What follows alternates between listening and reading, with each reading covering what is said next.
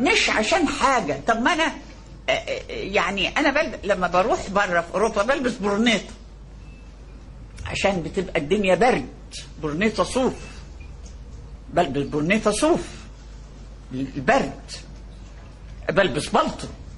الملابس لها وظيفة تتعلق بالجو، الملابس ليس لها وظيفة أخلاقية، الملابس لا تعبر عن أخلاقي.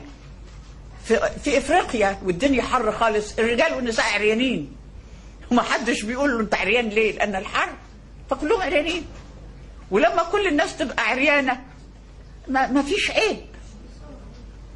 ليه المرأة تغطى والرجل لا يغطى؟ الله، ما شيء غريب جدا. يعني أنا ليه ضد الحجاب؟ لأنه ضد الأخلاق.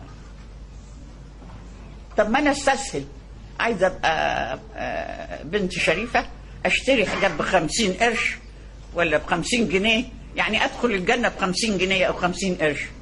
لا، أنا عايزة أدخل الجنة بسلوكي وأخلاقي، مش أشتري قماش وأغطي راسي. وبعدين المرأة لماذا تتحجب؟ كيف نفكر هنا بقى؟ المرأة تتحجب ليه؟ يقول لك عشان الرجل عينه شهوانية فيبص لها فتفسد الأخلاق. طب ما الرجل اللي عينه شهوانية ده اللي يحجب، يعني ده اللي عينه تحجب المفروض أو تتخلع عينه. يعني الرجل الذي ينظر إلى المرأة بشهوة في الشارع ده لازم يا إما نغطي عينه يا نخلعها، لأنها فاسدة. هل المرأة بتبص للرجل في الشارع؟ طيب الرجل له شهوة، صح، كل واحد له شهوة، المرأة لها شهوة أيضا للرجل. نغطي الرجل بقى، لأن المرأة بتشتهي الرجل، لازم نغطيه رخر. ولذلك أنا دائما أقول الإبداع هو القدرة على رؤية التناقضات، هو ده الإبداع. دي اكتبوها بقى، الإبداع هو القدرة على رؤية التناقضات اللي محدش بيشوفها.